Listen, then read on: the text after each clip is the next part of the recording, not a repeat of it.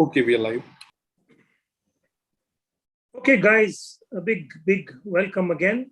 And we're here together for an open house session, the second one. And like I mentioned, we could not take live questions in the last one.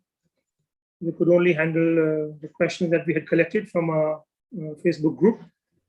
So we decided to have an open house again so that we can answer live questions. And with me, we have the core team of senior club pilots, and some new ones have joined as well. So Rohit again is here, joined by Vistas today. I'm not sure if he's going to be there for long enough a time. Then KK is here. We're also joined by Ankush and Jets. And we hope to answer as many questions as we can.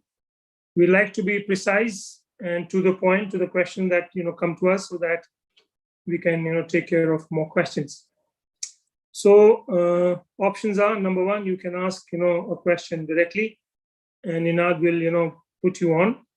Number one, or you can write it in the chat, and Ninad will pick it up from there, and that's how we go. Right. So we'll jump into it right away, and let's start. Anybody can, let's have a wonderful, nice conversation this Sunday morning. Okay. Do we have a question already? Okay, so I'll just read the first question from Vidit Bhavsar. Are reversible harnesses better than classical ones with respect to comfort and maneuverability? Inverted in the brackets, they are definitely lightweight and without a seat board. If yes, recommended for whom? Okay, I think I'll just briefly share what I have in mind. And then I think Rohit might be a good person to answer this question in detail a little bit. So yeah, I mean, first thing is that to go in for a reversible harness, which may not have a proper back protection, a bump air protection, or side protection, you need to be really experienced to start to choose to go for a reversible harness, basically designed for hike and fly, or you want to do lightweight flying. Okay, and so my recommendation would be that you should have sufficient hours, and remember, like, you're on the launch and you're on the landing where you're exposed to accidents. You need to be really immaculate with your glider control, and really good with your launches and really good with your landings, so that you don't need it. So that's what comes to my mind to share, and I'll hand you over to Rohit. Right, fun question. I was fascinated with the reversible harness when I started paragliding. At that time there was this GIN switch, and pretty much I had the same question for my instructors. And what I heard from them is this answer, plus I heard them, look, they're not very comfortable. The comfort is very important. When you fly, you got to feel secure. So I think those are the main answers that I received at that time. But now that I have spent some time flying, I believe I have a different view about them. First of all, what are you trying to achieve with reversible harness? I mean, number one you get is a very compact pack, and number two, the lightweight, right? Now today we have a bunch of evolution in our harness designs that can achieve both without going reversible. So let's look at typical, one of the best-selling reversible harness. I used to have one, Woody Valley Wani Light. Okay, 2.8 kg harness, has a wire that self-inflates when you get ready to take off, with the excellent rating. When you crash, the airbag really works well. Like 25 or something G's is a rating in crash. But keep in mind, all these ratings only work when you're falling vertically down. That's how they test it. They never test the sideways crashes or sideways pilot hitting ground. But still, that's how all the harnesses are made.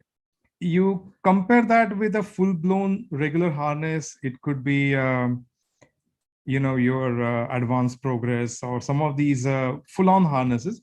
They don't actually have any more, frankly speaking, safety than falling sideways or anything. Even they have the same problem, that they only are designed to take hit when you're falling vertically down, like in the stall conditions or something. So they don't add any more safety. The problem with, I would say, airbag harnesses, reversible is just subtype of it, is that over the years, due to the change in the material strength, or you might have few bad landings, the harnesses are not so well pre-inflated at the takeoff. So you are vulnerable right when you take off.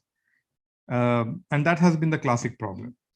Now, in order to achieve better, there is inflatable harnesses now that have been quite popular. They have excellent ratings. The crash rating for those inflatable harnesses is something like 28 Gs, excellent compared to even foam harnesses.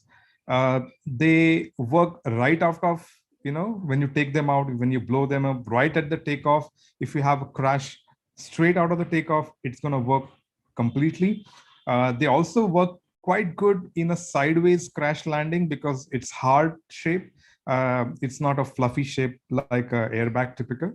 So very first thing, inflatable is the right technology to go, and which is anyway missing in the reversible. So reversible doesn't work that way. Now, your first goal was a smaller pack. Again, inflatable achieves the same because, inflatable, when you remove the air, it gets really, really small pack. Okay, so that's achieved. About the weight again, see, any reversible harness is actually a combination of this airbag harness and a bag stitched to it. You really don't save much weight in that, like 2.8 kgs. Today, you can achieve that with a very lightweight bag and an inflatable harness, let's say from some of the new arrival like Bogdan Fly, like a 1.2 kg, 1.5 kg. Even Skywalk has one, which weighs 1.8 kgs. Okay. So 1.8 kgs inflatable harness, you add 600 grams of, let's say, the lightweight bag, and you are still very much within 2.8 kg. So you still achieve the same low weight, and you're not sacrificing on the takeoff safety and so on. So I believe there is no reason why someone should go for reversible. You can still get the same compact pack and weight saving. Okay.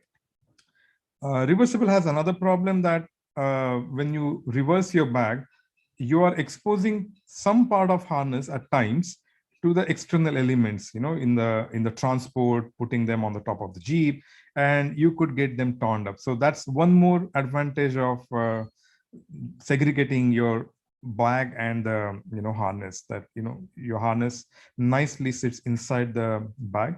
You can also, during the transport, like airplane travel and everything, you can add one more bag to it, and you can even protect your ultralight sack. Long answer, but in short, I don't believe reversible harness is any good to achieve what you're trying to achieve.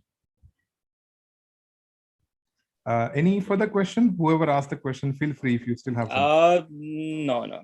Thank you, Rohit and Avi. Yeah. Sure. Okay, yeah, just to kind of conclude on that, like as Rohit mentioned that, what is the compromise and what is your priority? And if you're still, at a learning stage, we don't recommend, that you should go for it. But once you're really experienced and you cracked, your launches and you're good with landings, will be top landing, on the mountains, etc. So yeah, once you're really ready, you will know that, okay, I can go for it. And it's mostly used for hike and fly, basically, wherein you can, you're hiking, you want to be really light, and you're just flying down. So you're not taking risks, you're not traveling, etc. So yeah, I mean, everything is moving towards, light. In any case, gliders, harnesses, reserves, everything is getting lighter. So the advantage is not, as Rohit mentioned, is not so great, So yeah, especially, like till 100, 200 hours, like I'd like to have proper protection. And if I make a mistake, I'm safe. So that what we'd like to say. Yeah. So I hope with it you got your answer. Yeah. Avi, Thank you. I just want to add, I don't believe you're compromising safety if you're going inflatable, even out of the school guy. In fact, I would say they are more safer than foam harnesses, because in foam harnesses, you have a couple of bad landings. You actually have compromised your foam. It's not going to give you the same G ratings next time you're going to crash land on your bump. Versus inflatable, if it's damaged, it's just going to go flat and you're supposed to buy a new bag anyway. So in my mind, I believe the inflatable harnesses are even more safer than a foam harness. So I actually disagree that we can buy these light harnesses for even student, as long as you're buying it with a proper seat plate, with proper fitting. Don't buy the hike and fly. There are inflatable regular harnesses as well, designed to actually fly with the full comfort and the control. I can refer to some of those designs. Yeah, we're not talking about like airbag harnesses. We're talking about reversible harnesses. Yeah. So as I said, reversible has no value proposition in my mind. Yeah. So I was talking about reversible harnesses. Yeah. Okay. Airbag is of course like solid protection there. You need to be careful on launches basically. Otherwise, yeah. So that's what I'm saying. You don't have to be careful anymore with inflatable. That's I was not meaning inflatable. Airbag harnesses. With inflatable, you are 100% secure at the takeoff itself. Yeah, what I was talking about is just the reversible without even airbag, which are used for hike and fly. Yeah, those are not worth. Yeah, so that's what I meant, that, you need to be either thinking of basically hike and fly or really good, just for lightweight, you want to use that. Yeah. Otherwise, it's choice, like you want to have an inflatable one or a protection one. They are equally good. Yeah, got it. Okay. I hope that helps. Okay. Question. Next is Kaisar. Kaisar, would you like to ask your question directly? My first question is, are we little too protective about our students with respect to taking risk and being independent in comparison with foreign schools?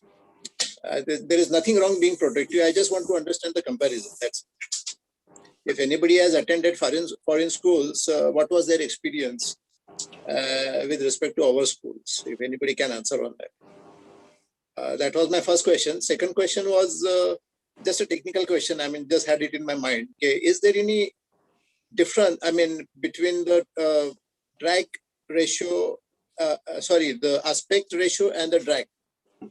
The lesser the aspect ratio, lesser the drag, or more the aspect ratio, more the drag? I just wanted to understand that. Okay. So somebody wants to answer that? There are two questions. First part, if I understand correctly, is what is the difference between how training happens with our school? Are we too protective? And do students take more time to become independent? And the second is about the relation between aspect ratio and the drag. Okay. So I think I can answer a bit of a part of your first question. And we like to have more, views on that. So my perspective and my take on this is that the major difference between schools in India and abroad is the culture of adventure sports. We don't have so much of a culture of adventure sports, and some people who join the sport don't even have a background of even doing sports. So it's a very different kind of a mindset that we deal with. We also get students from abroad who come and learn with us. And there is a marked difference when we are training an Indian student and a foreign student. So the difference is particularly in, the culture of adventure. I mean, they come with a background of, sports and adventure sports. They have a sense of discipline, and it starts from early childhood. Okay, so they go kind of independent quickly, and they understand the limitations and the risks involved. With us, what has been my experience for the last, 25 years, is that it is very general. I mean, of course, there are exceptions and everybody is different, but generally speaking, people start to feel that they know a lot more than they actually know, which is one of the major reasons worldwide for accidents, that they overjudge their skills and knowledge, and they don't believe in training so much as what we have seen. Also, they are not able to give so much of time to the sport that it demands, and there are long gaps, and that is why they keep kind of coming back to school, because of the gaps. So that kind of hinders a steady growth to become quickly independent. But things are much better off now, because we have a proper system, and and we have levels where we clearly say, okay, 20-day course means, yes, we feel that you're independent to fly locally. Once you get your P2, APPI 2, once you APPI 3, sorry, once you get APPI 4, you can fly at other sites, and APPI 5 actually makes you a pretty much an independent pilot to fly anywhere in the world. So I think the keyword is discipline here, which we kind of lack, and continuity in the sport, so that you can become independent quickly. So that what comes to my mind. More guys can give their feedback who have kind of a little experience of learning to fly somewhere else, and that can give us more insight into Kezer's question. Malar, you have something to share, or anybody? Yeah. So what I have seen here is when you actually pass out of the school, and when you're in the school, you're obligated to select a club in order to get insurance. And that is a part of FFVL itself. So you get into a club through FFVL, you get the insurance and everything. And then after that, when you're flying, you're mostly accompanied by all levels of pilots. So it's not like only the beginners are going to fly at a particular site. There will be tandem pilots, there will be experienced pilots, and we have a briefing before the flight, after the flight as well. So all the time we fly, we are with experienced pilots, and as Avisar said, it's about continuity and discipline. And here people are flying almost every day when it's season. So that's why the more continuity, the more you practice, and that's how you become more independent. Thank you, Malar. That would help to get another point of view. Venit, you want to go ahead? I want to answer that question because I did the terminaling course with Temple Pilots in Beer, and Viz was there during that time. And then I did my terminaling course with TP once again in Panchgani. And I remember explicitly on both the times, I had 2 or 3 days after I finished my thermal course, and I went up to Avi and asked him if I can stay back and fly. And he literally asked Gunpop, I think, about how are their takeoffs. He said they are taking off independently, and he said, okay, fly and tell me how good your flights were. So I don't think inherently any Indian instructor or an Indian school is ever going to hold you back. I don't think that's never the case. So if there is an apprehension, there must be a reason for it. There must be a very strong reason for it. That's what I believe. The second thing is I can compare it to, I did an XC course with Kelly Farina in Bassano. See, the difference between liability abroad and liability in India is there, when you go to an XC course, if they say you're supposed to be good at takeoff, there is just one guy who will tell on the radio, take off now. You cannot wait for the perfect wind. You cannot wait for that perfect this thing to take off. It's literally like, this is your window, get out into the sky. And they are not going to help you take off. They're not going to help you with your landing. They are not, it's literally like you have very good glider control and stuff. It's already assumed. So in India, I think we handhold a little bit more. Actually, it's the other way around. I feel that, like how we raise our children, we are a little more attached to our to individuals than we should be. That's my opinion. But yeah, I think, yeah, what's the best way? I don't have an answer for it. I think here people tend to have a nice community going for a longer time. And I think abroad people become very independent very fast, but they have accidents also a lot. I don't think that's one thing which does not come up, but you go to Bassano, every single day you will see glider stuck in the tree of some guy who has 15 hours of experience and trying to overdo his skills. So you have to look at the pros and cons of each. And I just thought I'll tell it as it is. I don't want to really pass a judgment over here. So. No, thanks. I think we got a kind of a all-round view. And as a school, like we are evolving in how we train, and more and more, we are moving towards, okay, assisted launch, independent launch. And the idea is to, move you as much as possible and as fast as possible to make you independent. That's the whole, principle for our training, to make you an independent pilot. But maybe people take a little longer. Okay, anybody else? I have something to say, because freshly I came from India to here, Germany. First point I see is the liability, like the insurance, because here, if you don't have an insurance, like you can't fly, first thing. Because I'll share my experience when I came to Temple Pilots in the starting phase. Like I don't have any idea, like, okay, can I, how to choose a school or something. I researched 1 year or something. Then just I went thinking that, okay, these guys are running some business.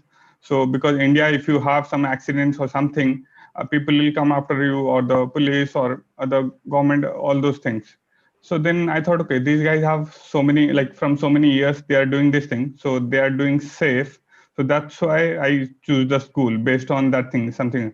But when I came here, then I got to know the liability, how this liability matters to the business, so that something happens here, everything is taken care by the insurance or the government thing. But I don't think in India, something happens, people won't see that, okay, if it is like taken care by anyone or you, they'll just blame the school or the instructors. So I think that's the one of the main concern where schools should be like taken, like more the safety part should be taken care more, and that's what I think they are doing. And that's my perspective.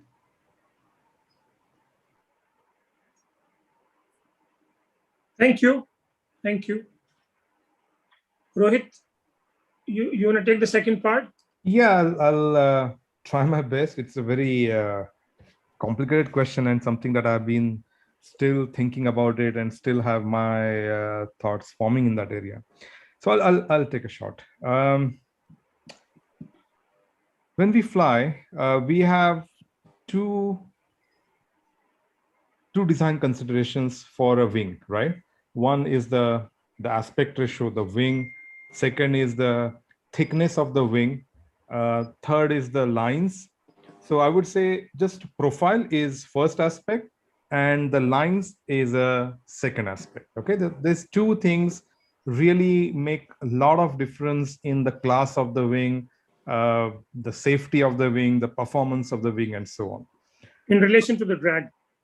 Yeah. So let's start with something of, let's say, ENB, which typically these days is more or less to 5.6, 5.8 aspect ratio. Sometimes there are some ENB wings all the way to 6.2 also aspect ratio. But typically, let's stay with 5.8. Now, typically your ENB wing, let's call till that is a low aspect ratio wing. You don't have any C wing less than aspect ratio 6 really. So ENB wing, in order to create a lift, there is a ratio of projected area versus the load underneath. Okay, these two things are in a way related, and they have to take the size of the wing, the surface, the projected surface, with respect to the pilot's pilot's wing. Now, when it's traveling or flying, right, this profile is cutting through the air, and as you can imagine, like your cars at high speed, this profile shape, the thickness of the profile, it's all going to add to the drag. And the second part that's going to add to the drag is the lines, right? So when you have a small aspect ratio wing, and that means this curve is much smaller, but you still have to have certain area, right? As we said, in order for the wing to take pilot's weight, it has to have certain area. So they will expand the wing this way, right? And that's how you can get with 5.6 and this thickness, you have a wing shape.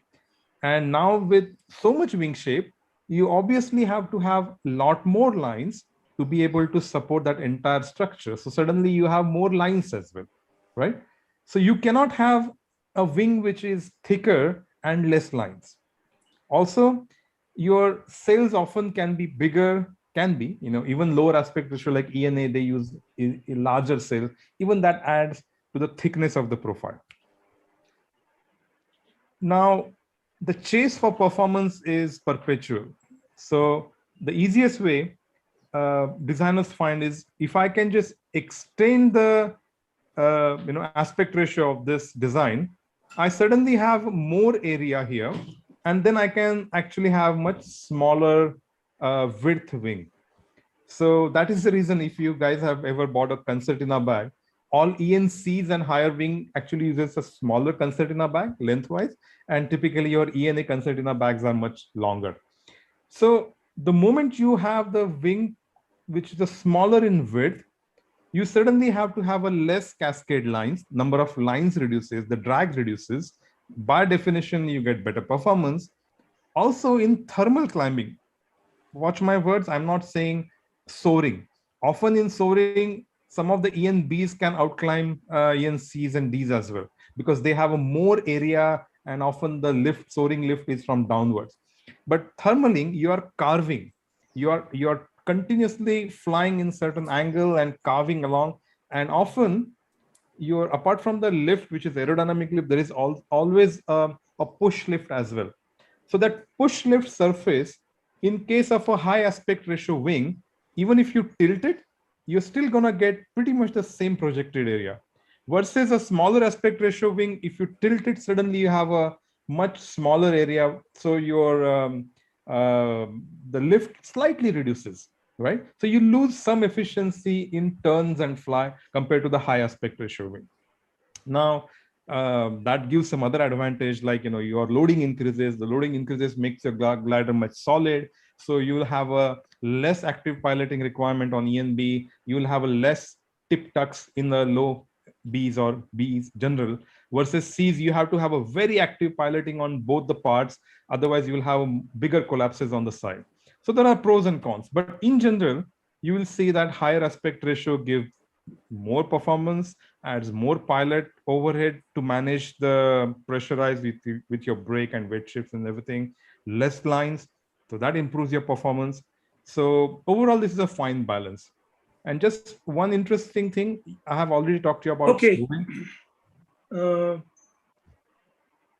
Okay, thanks, Rohit. So just to conclude it and make it simple, I think, Keza, you were concerned about the drag aspect. So higher aspect, there are two aspects, like the parasitic drag and the induced drag. Yeah. So parasitic drag, of course, you have one glider which is super high aspect ratio, and the other one has, let's say, very low aspect ratio. Okay. So clearly, one will have a less parasitic drag. Then, as he mentioned, lines are much lesser. So again, parasitic drag is reduced. Because of the profile, the induced drag is also less. So the total drag is much lesser in a high aspect ratio compared to a low aspect ratio, which will have much higher total drag, which is both parasitical and induced. So I hope you got your answer. And Rohit kind of beautifully explained in terms of performance as well. Thank you, sir. Thank you. Thank you. Cool. Thank you, Rohit. Okay, guys. Next question.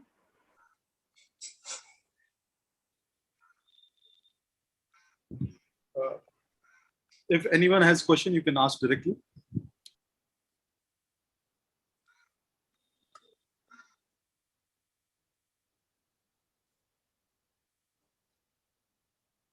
Okay. Thank you, Vidit. His question is there any central database for paragliding, flying, no flying zones? How to know if you're flying in the allowed airspace, especially while discovering new sites? Okay, good question. So first of all, any area that you want to go and fly, you have to check the airspace. And what we generally do is first thing that we check is the aerodrome zones that are there in the region. So there are charts available, and you can get them from the local ATC as well. So this is the first thing you should do. In Europe, of course, these charts are readily available, and in India also, like air navigation charts are available. Okay. So first thing, that if you're going to fly to a new site and you want to be in the clear airspace, first thing is you check the aerodrome zone, which is a certain radius, which could be 50 kilometers around the airport. It's a circle around the airport. Okay, and it has an altitude of, it varies from place to place. This radius also varies from place to place, and this is totally restricted airspace. Okay, so you cannot be flying in this. This is number one. Number two, like we were in Dehradun, there are helicopter bases, and similarly they have their air traffic zones which you need to avoid. So first is ADZs, aerodrome zones, that you need to avoid, number one. Number two is military zones, which probably the ATC itself can give you, that these are restricted airspaces. Then there are forest spaces, reserved forest airspaces, which you cannot fly over. I don't really know, like if in India we have like a single platform where there's a data available for reserve forest, helicopter bases, airports, or any other air traffic. So one is, like, for example, if you come to Kamshet, all this is taken care of, because we actually fall into the Air Force airspace, and we have taken permission from them, and we have our own airspace, which extends to 10-kilometer radius from each site and goes to about 5,000 feet. So we also get no time issued. You need to see that as well. So which is a notice to airmen, which talks about restricted airspaces in the area that you're flying. So this is a very congested flying zone between Bombay and Pune, as you know. So everybody, all pilots who are flying between Bombay, Pune, all helicopters that are flying between Bombay, Pune, all private aircraft flying between Bombay and Pune have got a notice, which is called a NOTAM, which is internationally published, that, okay, in Kamshet, this is restricted airspace for paragliding. So you always, you go to, whatever flying site, it is, secure because they have done the homework for you. But if you are traveling, then of course you'll have to do your own homework to find out the restricted airspaces. So, Forest Department, then the ATC, and if there are helicopter bases around, you need to contact them and do this. In Europe, I think is much better because you get this information readily, and you can get it in your GPS as well. And pilots, paragliding pilots have this in their GPS. The map on the GPS shows you restricted airspace, and while flying, you know that, okay, I'm going to enter or not going to enter, any restricted airspace. So this is the information that I have with me for now in this regard. Vanik, yeah, you can add. I mean, what you said is right. You have to, that's all that stuff is right. That's the due diligence which you have to. But I think there's one website where they just kind of cloud source the data and just dump all that stuff on that website, paraglidingearth.com. So your apps like Fly Sky High and I think XC Track and stuff. Vanik, your voice is not clear. Be louder. Just come closer a little bit. Okay. Now, additional to what Avi was saying, you can check the website called paraglidingearth.com. And your apps like Fly Sky High use the data from paraglidingearth.com. And of course, like I think the local, only the local clubs will know about the airspace restrictions, which is updated at that time. So paragliding Earth could be 6 months behind sometimes. So only the local club will know further NOTAMs and further restrictions and stuff. So being in touch with the local club is very, very important. It's not just here. Anywhere in the world you go, you have to get in touch with the local club and figure out what's the latest restrictions and stuff. For example, in Italy, you cannot fly if there's an emergency helicopter in the air. You could be even 3 kilometers away, it does not matter. But if there's an emergency helicopter in the air, you have to go to land, period. So that's something which you cannot see in paragliding Earth. So just wanted to keep that in mind.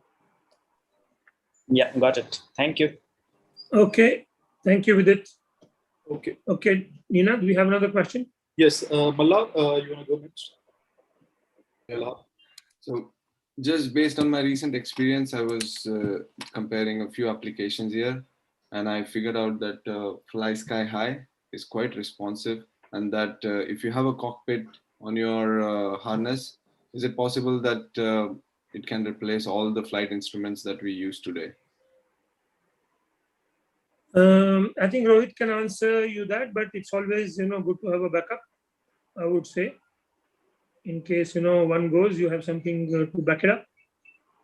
But Rohit, can you talk a little bit about different options when it comes to using apps for your flying data?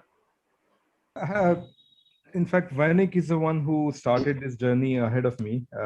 He kept talking to me about how reliable the FlySky High and XC-Tracer combination is, and it's really cool. I started using it because I never trusted the whole Bluetooth connectivity to instrument, and they have been unreliable, and you have to pair them, then they go out of pair sometimes. But they have implemented different protocols with these modern instruments, which doesn't require any pairing, and they just keep working reliably.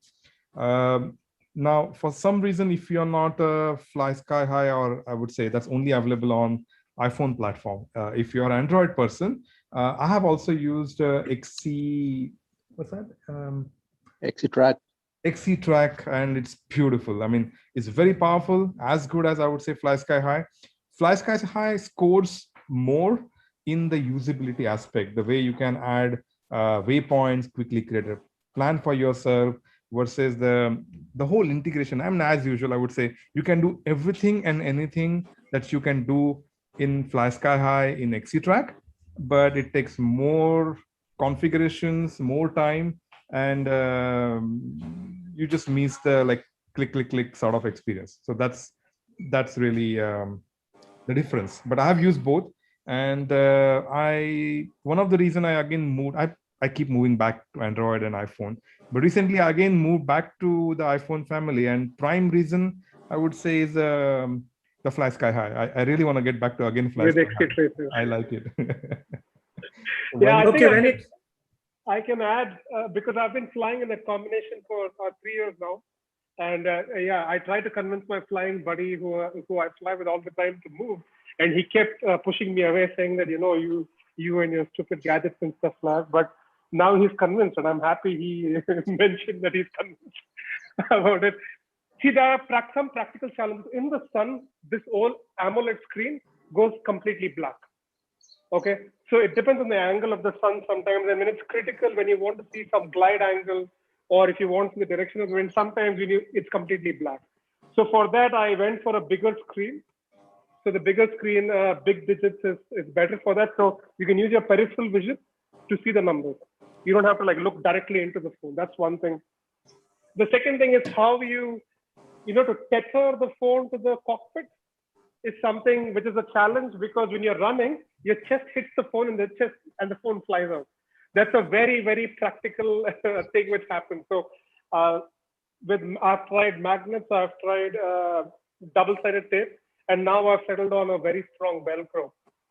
So, but everything said and done, I still believe that though we fly with XC-Tracer and FlySky High, both of us still have our fifth evolution, which is your big tablet with e-ink screen, because that thing is never going to die. Even if phones could die, phones, you could get a call suddenly when you're going through a cell phone area. You might get a message.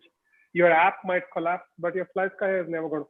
So, yeah, if you have money, at least 2 instruments. Yeah, I would say I'll never 100% rely on this. I'll always have a backup traditional instrument, which is highly reliable, readable in the sky, especially high sun, direct angle sun situation. Especially the e-ink really works well. Any brand, but it really works well. It has a problem of refresh, so some gadgets like the thermal tracker and all will not work so well. But other than that, showing the digits in any kind of sun, any angle, it just works well. So I use both FlySky High and one e-ink display. One, what? I didn't get the e-ink. E-ink display. So this is as it gets more brighter, the e-ink looks even better. E-ink is a GPS. Kindle Paperwhite. Yeah, Kindle Paper. Yeah. That's a very easy explanation. Correct. What you get typically like Kindle readers, when you see that in the sun, they are very crispy. You can always read them. So I use combination of the FlySky High and one e-ink. So you always have and with 40 now, I can't use glasses when I fly. So when I remove it, I hardly see the traditional small screen of anything. So a large giant e-ink display always shows me the numbers. And if I want the fancy stuff, airspace, whatever, the next landing option, then I can try to work with my limited eyesight with the FlySky High. Okay, I hope. I'd like to add to this. May I, Avi? Yeah, please. Okay, so now one of the biggest advantages of using an app on your phone is that it's very customizable. Like Rohit said, it may take a little while, but you can really customize it to every last detail, and one thing where I really feel these apps are better, like XCTrack or FlySky High, I basically use XCTrack, is for navigation. I haven't come across an instrument that can give me navigation unless it's a dedicated screen like Cyride or any e-ink. But these apps are really doing a fantastic job when it comes to navigation. The Flymaster doesn't give it. Udi gives it, but I'm not somehow very happy with the backup that we get on the Udi when we compare it to the weight, and the kind of customization that we can do on the apps, that is much better. And also one more thing, like your question was whether these can replace instruments. I use XCTrack without pairing it on Bluetooth or any other. And when I compare the data that I get from my phone to the data that I get from my Flymaster, it's 95% or maybe more precise. They're actually same, just with the GPS that we're getting from the satellites. So they are that powerful. I cannot comment on the Vario because I feel the phone Varios are not that apt if you want to make it a perfect instrument. So definitely you need a beeper, at least a good sensitive beeper, and a phone. If you're doing casual flying, this is the complete cockpit that you're going to need. A FlySky High or XCTrack, you don't need another instrument. Maybe when you get into competitions, but when I fly competitions, I prefer to do my navigation on my phone, and my Flymaster, it does my my digits. They work better to read in sunlight. But for navigation, this is definitely the way to go, in my personal opinion. Okay, I hope got your answer, Malhar. Yeah. So next question is from Yusuf. Yep. Yusuf, you want to ask question directly? Yeah, I can just ask. So everybody know about the recent case of Mr. Late Bhadauria, which has happened in beer billing. We are all talking about the apps like Flymaster, which all require mobile network. But to be on the safer side, if I want to pursue XC flying in my career ahead, what is a cost-effective gadget that a pilot should have, wherein through satellite positioning can be immediately being taken care of, or 2-3 person who are updated about my positioning and help can be taken care of. So this is just a question. I think I have discussed with Rohit sir, but at that time I was very new. I could not understood it, and he carries one gadget. He showed me also, but I was not able to get that. Yeah. So I think the greatest lesson or draw from what happened with Rohit is that You cannot be doing cross country without a GPS tracker. I always fly with InReach, and that's one of the options, which is very good. And people can live track you. You can send a message. Like if I'm flying, in Beer, and Anita can just log in on a laptop. She can see me where I am exactly. And as I land, I just press a button, and she receives a message. I've landed safely. So what we have done is we've talked to this AVMAS, which is a Mountaineering and Allied Sports Institute, which is trying to procure trackers for in large bulk, so that people coming to Beer can hire and fly. But we can't be depending on that. They are having issues in getting these trackers in. But you have to take the responsibility to never fly without a tracker. It's not like you need to be doing serious XC flying and going to the back mountains to be using it.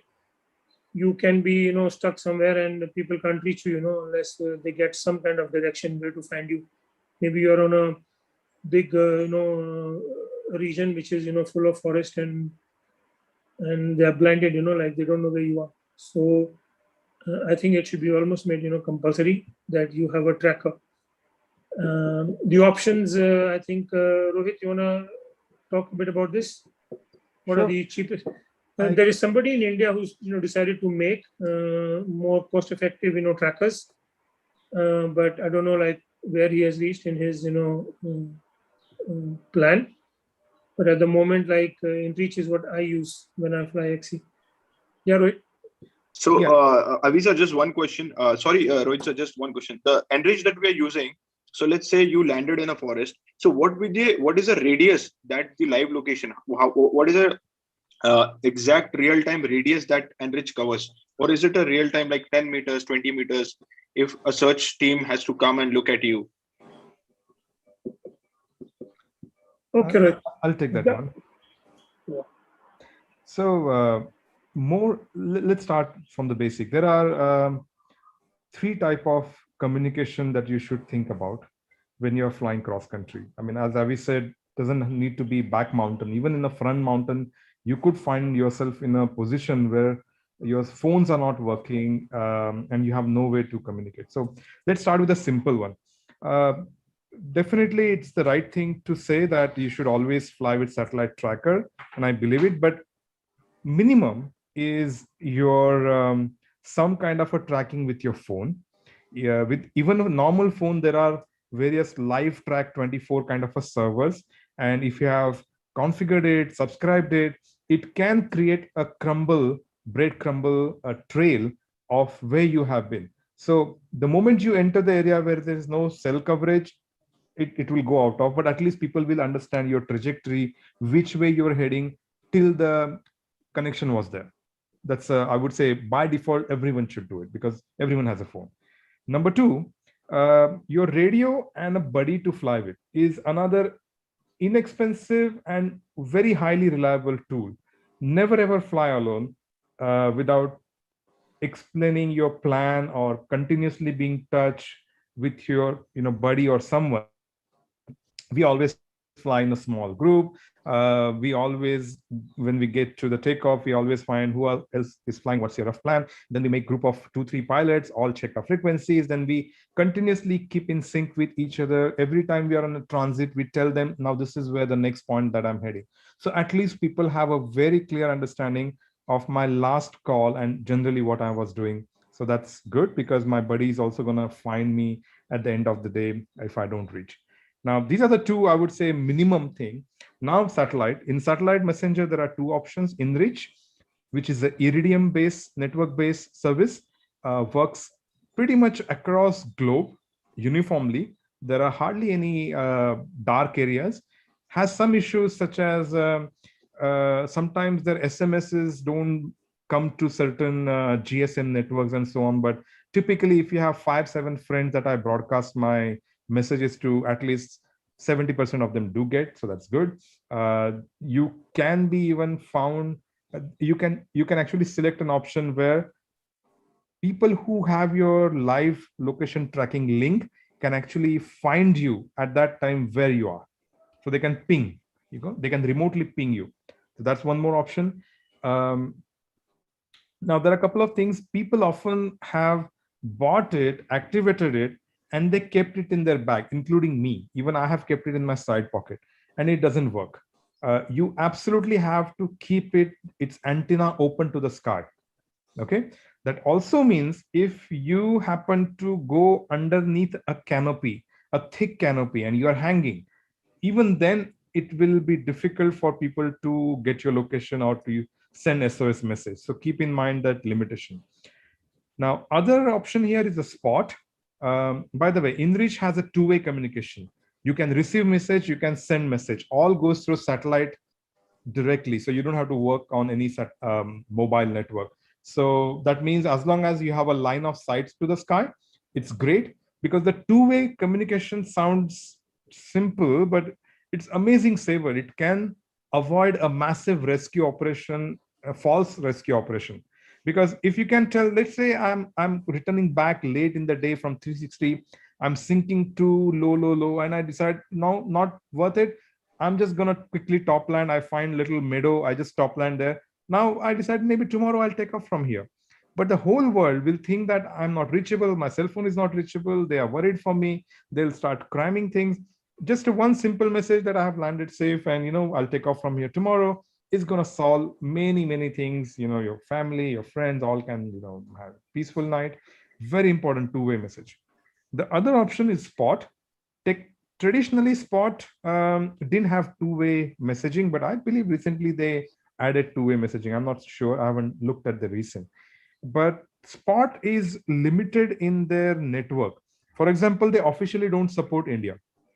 Their network doesn't support India. Having said that, in Beer area, at least we for sure get the Spot range. People have been flying with Spot. So it works in Beer, but they officially don't support, and then it's up to you to decide whether you want to use that. But there are pilots like Jigish who use Spot, and he's very happy. It's been very consistent. So it's working well. So that we know. So these two satellite tracker. Now, third technology in this area, which is emerging, is really this. If enough pilot, 4 or 5 pilots can fly with a gadget, I forgot the name. FLAM. Yeah, FLARM, FLAM. If all of us have, enough of us have actually these devices, there is a local area network about 50 to 60 kilometer. Let's not be too aggressive. 20 to 30 kilometers range. As long as these two pilots are separated by this much distance, enough pilots start forming a local network when you're flying in the air in the gaggle, and that helps to know where each pilot is all the time. Later, you can even come back and review, hey, this guy is not found right now, but here is the last time he was seen here.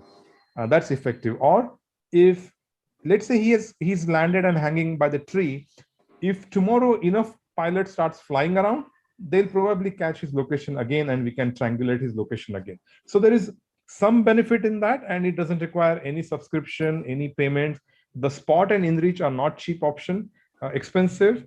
And the question was about the radius. So the highest frequency that you can get in InReach is about 2 seconds. So every 2 seconds, there will be a GPS breadcrumb created and uploaded to the, whenever they get the link, it will get uploaded, right?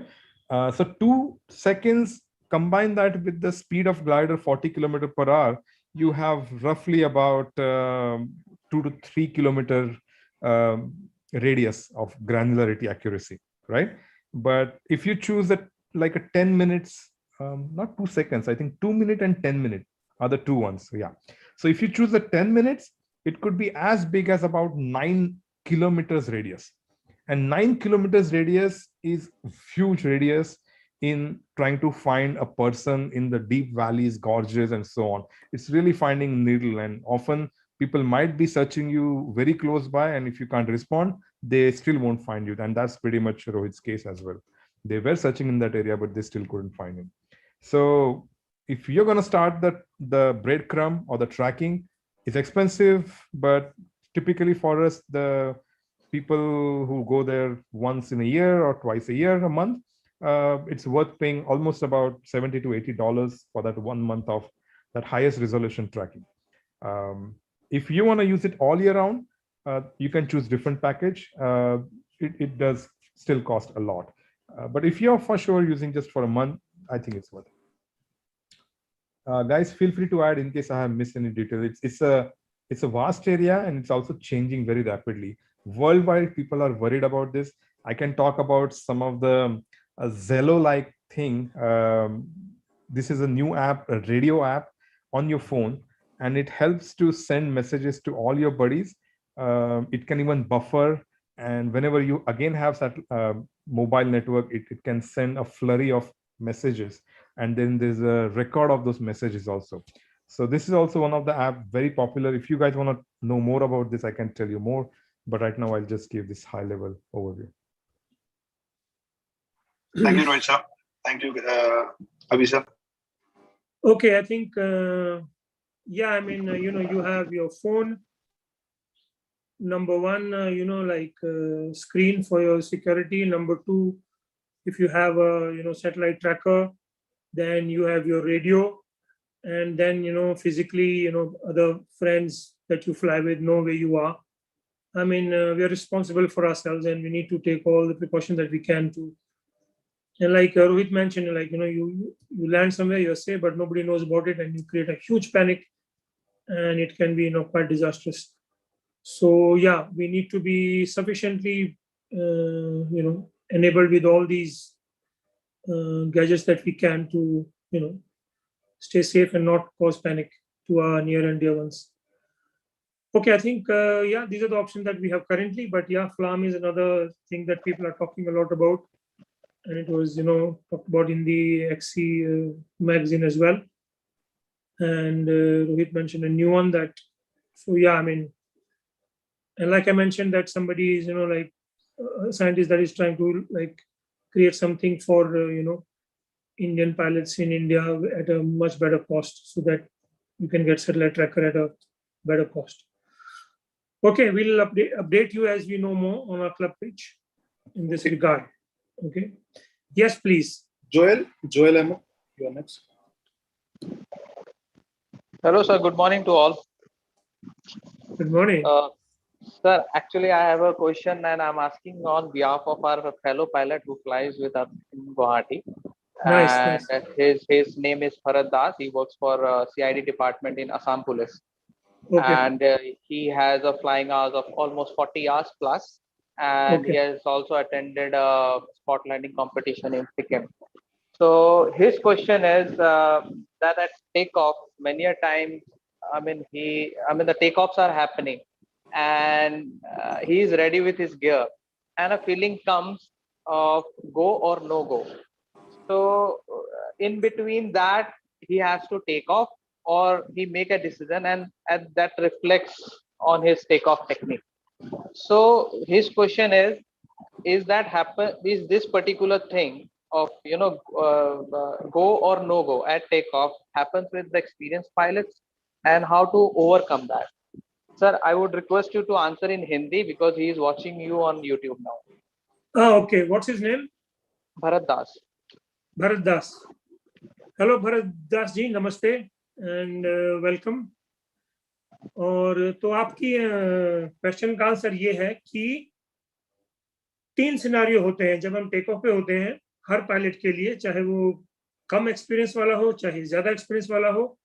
3 scenario होंगे कि मुझे पता है कि कैसी condition है, मुझे अपना स्किल पता है और मेरे दिल में आता है हाँ मैं जा सकता हूं, मुझे सेफ लग रहा है, ऐसी कंडीशन में मैं उड़ चुका हूं और बिल्कुल स्ट्रॉन्ग यस आता है, तो हम सेफली जा सकते हैं. दूसरी कंडीशन, मुझे अपना लेवल पता है, कंडीशन पता है, बहुत क्लियरली आ रहा है नो, तो मुझे पता है कि नहीं फ्लाइंग कर रहे हैं. तो इन दोनों के बारे में किसी पायलट को डाउट नहीं रहता है, जबकि बहुत क्लियरली आ जाता है कि हाँ के ना. अभी आपका क्वेश्चन है कि जब हाँ ना दोनों हो तो क्या करना चाहिए, कि श्योर नहीं है, पक्का नहीं है, लग रहा है नहीं लग रहा है. और इस सिचुएशन में सब पायलट आते हैं, चाहे वो कम एक्सपीरियंस वाला हो चाहे वो ज्यादा एक्सपीरियंस वाला हो. तो जब भी हम गो नो गो की सिचुएशन में हो तो हमें क्या करना चाहिए, वेट. क्लियरली गो नहीं होना चाहिए।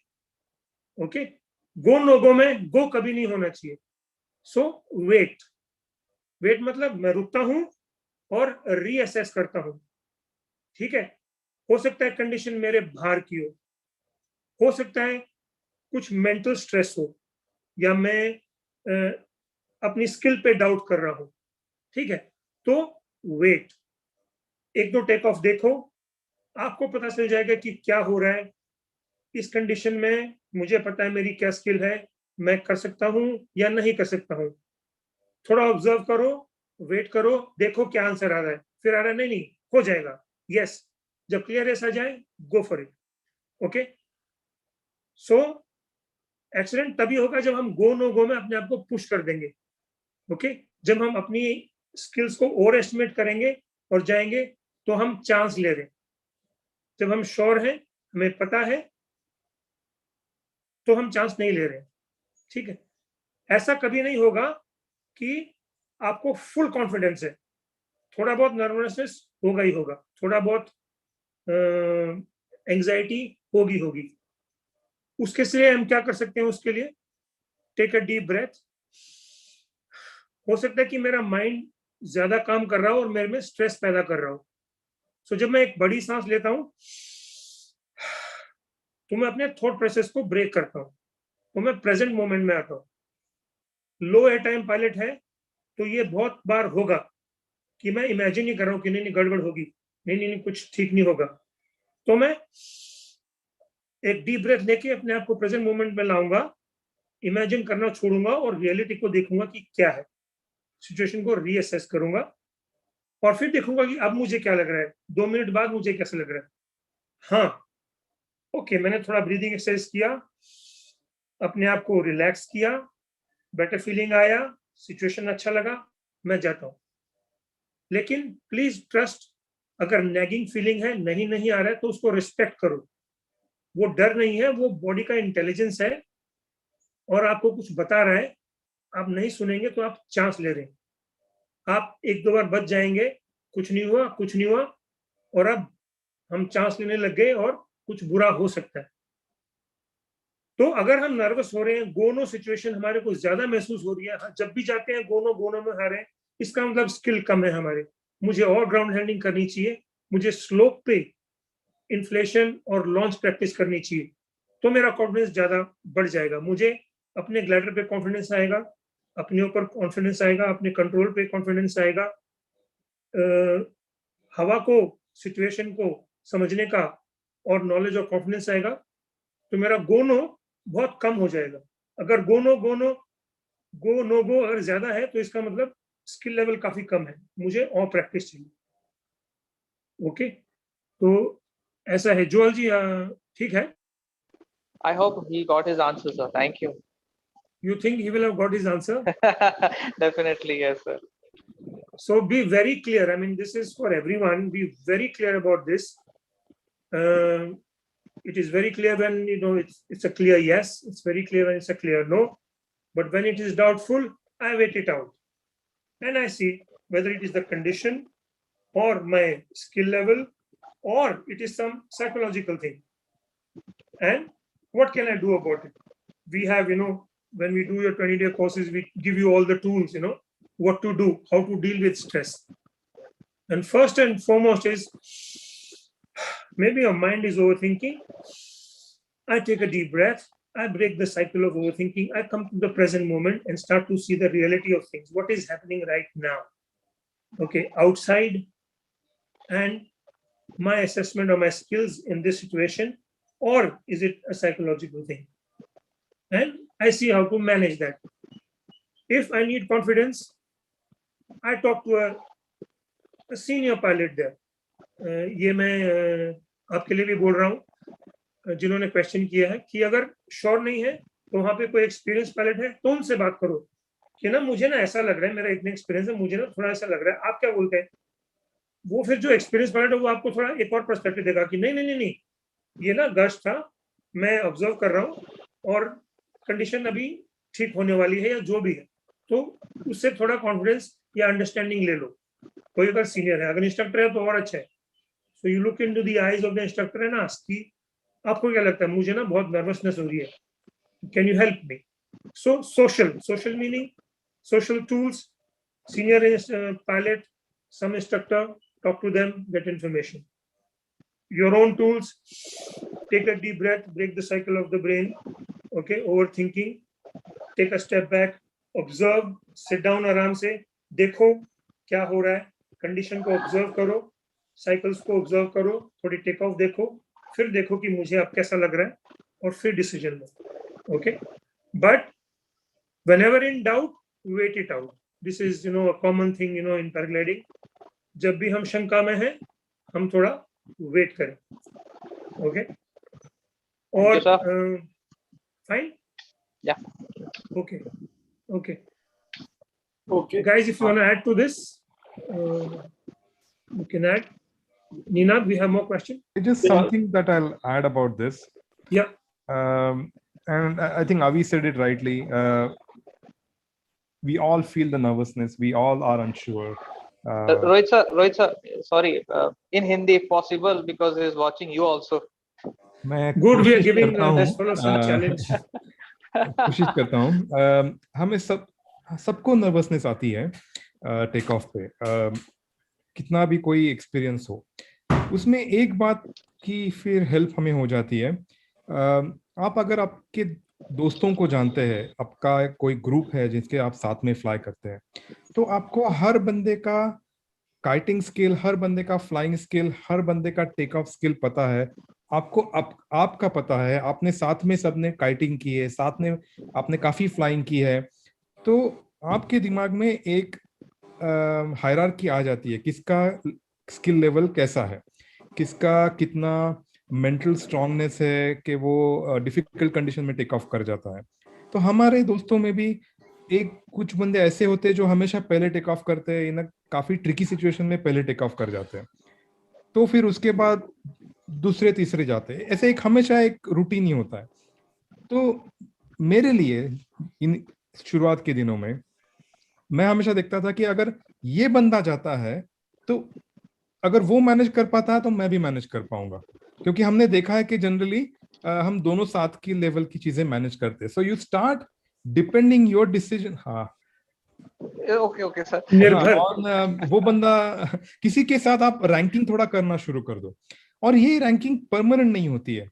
आपके फ्लाइंग करियर में अलग अलग टाइम में आपका कॉन्फिडेंस लेवल अलग अलग होता है कि कुछ दिनों में, पहले दिनों में मैं हमेशा तीसरा जाता था. अभी सब दोस्त यहाँ पे विस्ताप हमेशा पहला जाएगा, बट मैं कभी उसको ट्रस्ट नहीं करूंगा, क्योंकि विस्ताप काफी ब्रेव थे मेरे से तो पक्का. तो मैं रुकूंगा थोड़ा उसके लिए. साजिद उसके बाद जाएगा. मैं हमेशा तीसरी बार काफी दिन जाता हूँ. धीरे धीरे कभी मेरा कॉन्फिडेंस हाई हो गया, तो कभी कभी मैं पहले जाने लगा. फिर साजिद भी मुझे बोलेगा कि ये तुझे ठीक लग रहा है क्या, तो भी अगर मुझे ठीक लग रहा है दिल से तो मैं पहले जाने शुरू किया. फिर वापस कुछ दिनों में मैं वापस सेकंड जाने लगा. तो ये हमेशा दोस्तों में और एक ग्रुप में आगे पीछे होता रहता है, और आपको वो ऑब्जर्व करना है. अगर कोई बंदा जब वापस किसी एक्सीडेंट या किसी इशू से वापस आ रहा है तो वो और कंजर्वेटिव होता है. वो बोलता है कि नहीं, अगर ये सब होने के बाद ही मैं जाऊंगा. जैसे मैं अपना खुद का एग्जांपल देता हूँ. मेरा एक रिजर्व थ्रो हुआ था 2012 में समथिंग. उसके बाद स्किल तो थी टेक ऑफ की, पर मैं बहुत डर रहा था टेक ऑफ पे. तो मैंने अपने लिए एक सिंपल रूल बना लिया कि जब मैं अभी को या इंस्ट्रक्टर्स को स्टूडेंट लॉन्च करते हुए देखूंगा तो मैं उसके बाद जाऊंगा, क्योंकि मुझे इतना तो मालूम था मेरा लेवल वो स्टूडेंट से काफी अच्छा है, मेरा स्किल काफी अच्छा है, तो वो तो पक्का सेफ है. तो ऐसे लगभग मैंने एक सीजन, यानी वो मार्च अप्रैल पूरा मैं वेट करता रहा. स्टूडेंट को लॉन्च करने के बाद मैं जाता रहा. धीरे धीरे जैसे कॉन्फिडेंस लौट के आया, मैं वापस जल्दी जाने लगा. ठीक है, तो थोड़ा सा मैंने ये और एक एस्पेक्ट दिया कैसे. Nice. Okay, Manoj ji.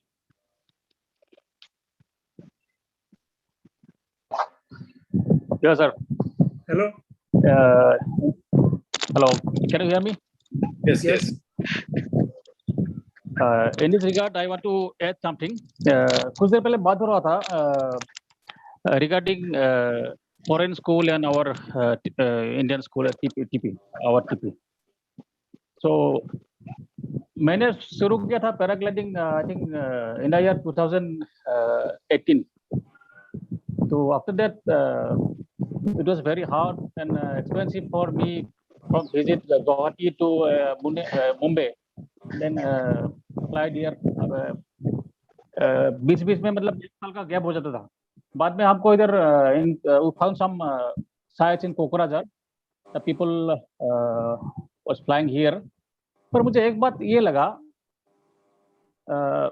the students from other schools, I mean in Beer or somewhere, उनका कुछ I don't say they are not concerned about the safety, but कुछ भी situation में they used to fly. तो इधर भी जो बंदा था, they were trained in Beer I guess. तो उन लोग कैसा भी हवा हो, कितना भी लॉ ये हो, कितना भी ये हो, वो लोग मतलब ये कर जाता था, टेक ऑफ कर जाता था. तो धीरे धीरे आई थिंक मे बी थोड़ा सा ऐसा थोड़ा कभी कभी करता था. और अभी मतलब ऐसा हुआ कुछ भी सिचुएशन में हम भी कर देते हैं, ऐसा थोड़ा आ गया. पर उस सेफ्टी के बारे में कॉन्सर्न तो रखता हो. और रिगार्डिंग भारत जोल ने अभी जो पूछा, तो आपने बोला 2-3 पायलट को मतलब पहले देखो, उसके बाद you go decide for the take off और नॉट. पर होता क्या है, इधर गुवाहाटी में या तो जोएल, भारत और मैं 3 बंदे फ्लाइंग करते हैं. तो कभी कभी हम 2 ही जाते हैं या कभी कभी अकेले जाते हैं. कुछ पायलट ने कोई दूसरा मतलब हेल्पर को लेके जाते हैं. फिर there is no scope to means observe some other pilots take off. So he has to decide alone that whether he will take off or not. So this much I wanted to add. Okay. अगर कोई नहीं है और आपका question अभी कोई नहीं है तो क्या करेंगे? So same thing applies, जो मैंने पहले आपसे शेयर किया कि मुझे लग रहा है कि यार अच्छा है, ठीक है, इसमें मैं कर सकता हूँ, तो जाइए. डाउट है, थोड़ा और ऑब्जर्व कीजिए, फिर देखिए कैसी स्थिति है. और ऐसा कभी नहीं हुआ कि मुझे फुल 100% लग रहा है कि थोड़ा बहुत नर्वसनेस हमेशा ही होगा, जो कि एक अच्छी बात है. थोड़ी सी नर्वसनेस हमें सतर्क रखती है, हमें जागरूक रखती है. थोड़ा जो केमिकल कोर्टिजोल वगैरह जो ब्लड में होता है, वो हमें अलर्ट कर देता है और एक्टिव कर देता है. और अगर हमें फास्ट जल्दी मूव करना है तो वो हमारी हेल्प कर रहा है. Heart beat is slightly faster than normal. हमारी जो हार्ट बीट है, थोड़ी सी नर्वसनेस के कारण हार्ट बीट थोड़ी सी ज्यादा है, जिसके कारण ब्लड पंप हो रहा है टांगों में, हाथों में. तो ये फायदे की बात है. सो थोड़ी सी nervousness is a good thing, it's okay, वो हमें हेल्प करेगा, ठीक है. लेकिन डिसीजन मेकिंग हमारी प्रैक्टिस कर करके ही अच्छी होगी. और ये अच्छी बात है कि कोई नहीं है और अब मुझे ही डिसाइड करना पड़ेगा, तो मुझे और ध्यान से डिसीजन लेना पड़ेगा कि मैं थोड़ा सा कंजर्वेटिव हो जाऊं, ठीक है. अगर मैं नॉर्मली 10-15% का रिस्क ले रहा हूं, तो मैं थोड़ा कम ले लूं. अगर अकेला हूं तो मैं ज्यादा श्योर होना चाहूंगा. अगर अकेला हूं तो, अगर और है तो मुझे थोड़ा आइडिया और अच्छा मिल जाता है. अकेला हूं तो और थोड़ा ध्यान करना पड़ेगा. हमें कॉन्फिडेंस क्या देगा टेक ऑफ पे? बिकॉज टेक ऑफ पे कॉन्फिडेंस सबसे ज्यादा जरूरी, सबसे ज्यादा इंपॉर्टेंट और अहमियत की बात है, क्योंकि ये हमारा फर्स्ट स्टेप है. वही अगर नेगेटिव होगा तो हमारी फ्लाइट और सब पे फर्क पड़ेगा. तो मैं हमेशा टेक ऑफ पे अच्छा फीलिंग चाहता हूँ कि मैं कॉन्फिडेंट हूँ और अच्छे डिसीजन ले पाऊँ. इसके लिए क्या जरूरी स्टेप्स हैं? नंबर 1, मेरे काइटिंग स्किल्स बहुत अच्छे हैं. मैंने स्लोप पे लॉन्च किया है, वीक कंडीशन में, मीडियम हवा में, स्ट्रॉन्ग हवा में मैंने प्रैक्टिस किया. तो मुझे पता है कि ऐसी स्लोप पे इस हवा में ग्लाइडर इस टाइप का रिएक्शन करेगा. Can you hear me? Electricity went, या सो या okay.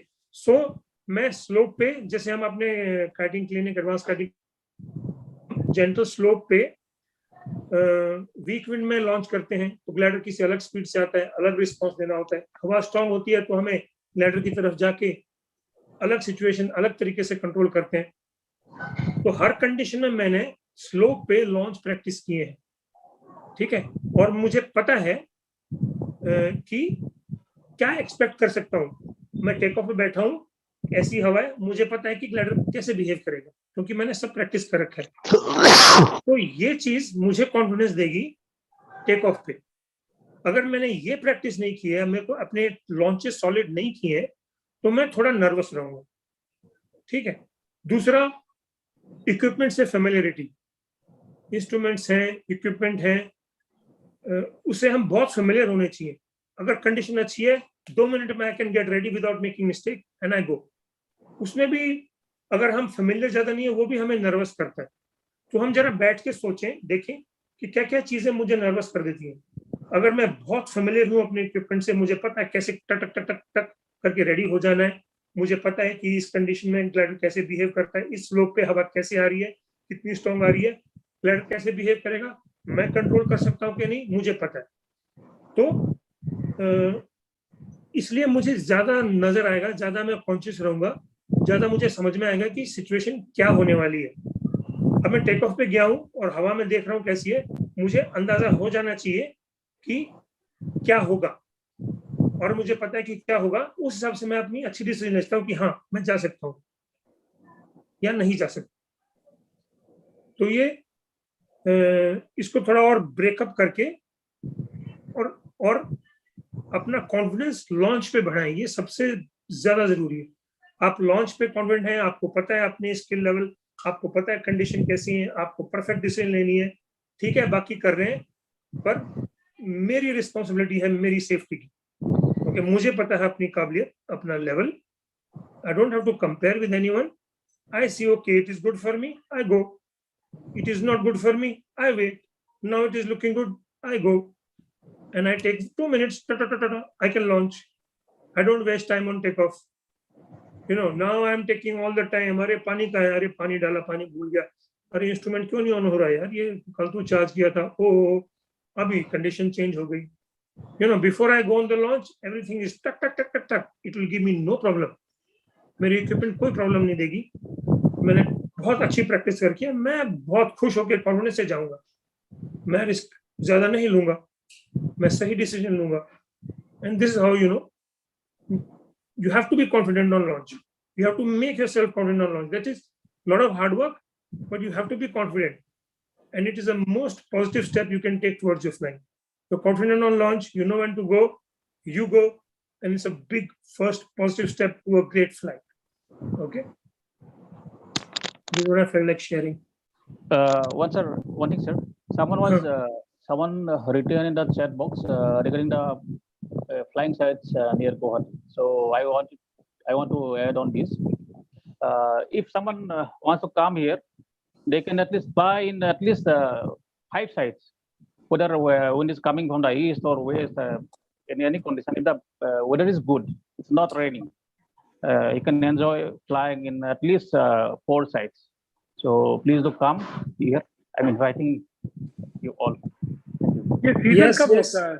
Thank you, Manoj, and you know I'm very proud of Jual and Manoj, and you know they've created this flying environment in Assam, and maybe very soon you guys create some flying festival, and we all come and we enjoy this place of yours.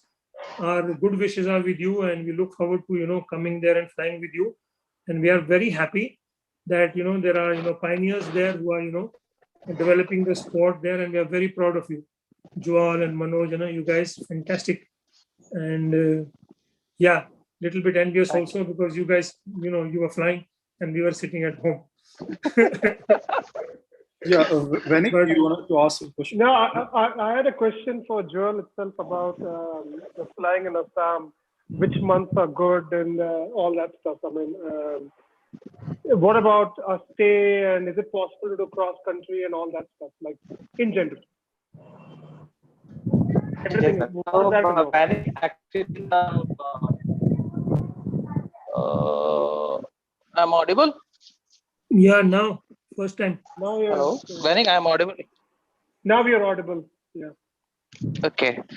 So yeah, so the ideal time would be it starts from August to April. In fact, in May also we flew here, and staying. See, we have flying sites in Sikkim. So Sikkim has got 3 flying sites, and those flying sites are having. I mean, it's you can stay there nearby. I mean, the flying sites are in the city. One is in Gangtok, another is in Penang. So you can find a good place to stay and have food, no problem.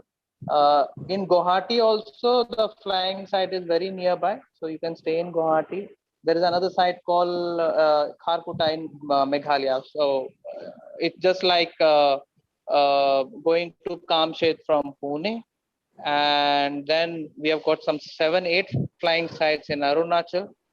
So Arunachal would be ideal place for you to do a cross country there.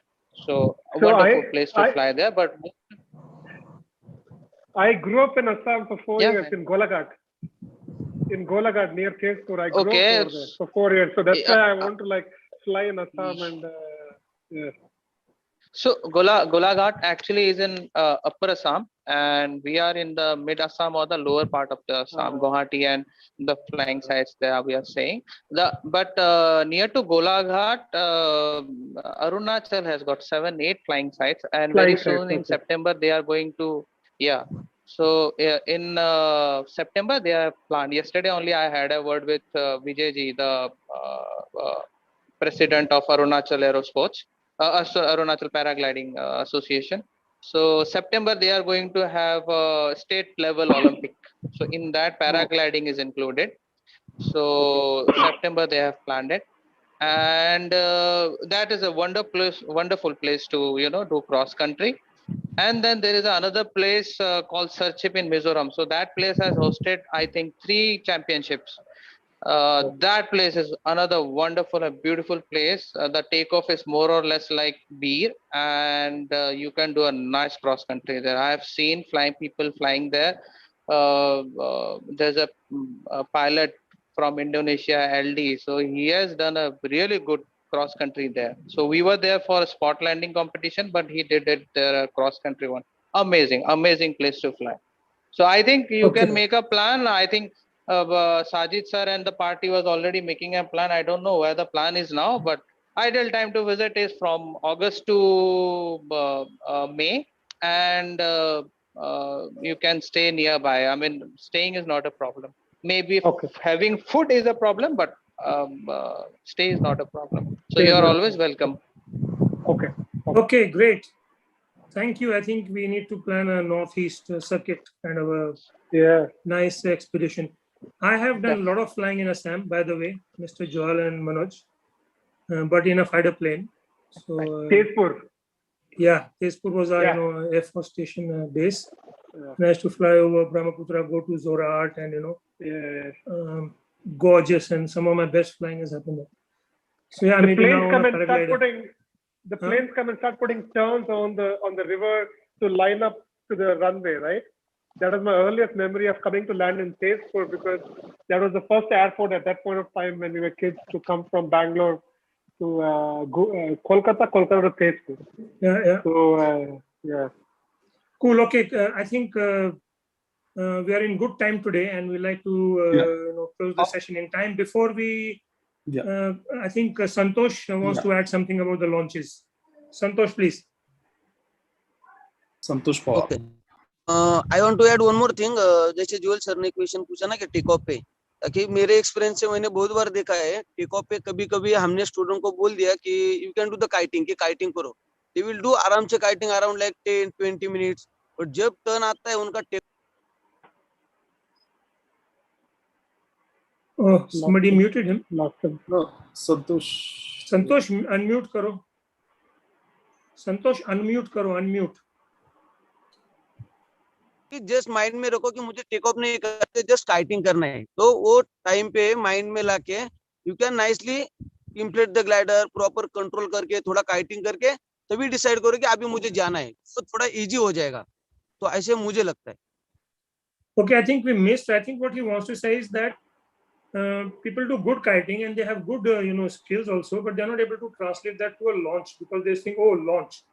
So his suggestion, a beautiful suggestion is, think that you're kiting only, like we can afford to do that in Kamshir. Yeah, bring it up. Okay, you're kiting. Okay, you're turning. We're feeling good. Nice. Okay, now you go. So I think that's a fantastic suggestion, that there is a mindset switch. We have good skills, but we are not able to convert them and use them on launch. Okay. What I like to add to this is, kiting on flat ground is okay. It's not so easy, but the aerology around the launch is different. So that is why, you need to do it on a slope. Your kiting and your, reverse launch practices, do it on a slope, because you're dealing with a different air mass that is, now sliding upwards, not going, parallel to the ground. So yeah, good one, Santosh. Good. So that mind switch he is talking about. So think you're kiting and you can bring it up. You've done that before. You can turn. You've done that before. You can do done forward kiting. You can do that before, and go. So yeah. Okay, guys. Thank Nina, you. no more questions. Yeah, I guess we are done. Okay, so I think we had a great session, and thank you very much for joining and contributions from everyone to make it a nice, enriching experience. In the future, forthcoming sessions, our goal and objective is to select. What we are thinking is that we select a topic. It could be thermaling.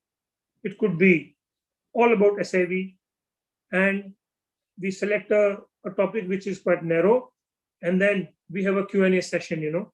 So decoding SIV was one session we thought, thermaling is another session we thought, and we just have Q&A around those topics. So if you feel this is a good idea and you have suggestions for some topics, please write them in the chat. We'll pick them up, and the core team will brainstorm, and we'll announce for the next session that okay, this is the topic, and we talk around this topic, so it's more focused and specific. So what do you say? That's good, guys?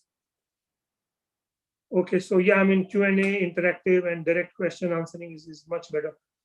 So fantastic. So just let us know your suggestions, what topics you want to be covered, and we see you next Sunday.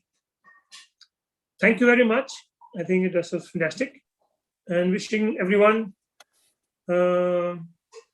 best of the times, whatever may be going on outside. I think what you need is the balance inside. Don't let anything disturb your peace and what you want to do in this world. So best wishes. Stay safe. Thank you, and please join us.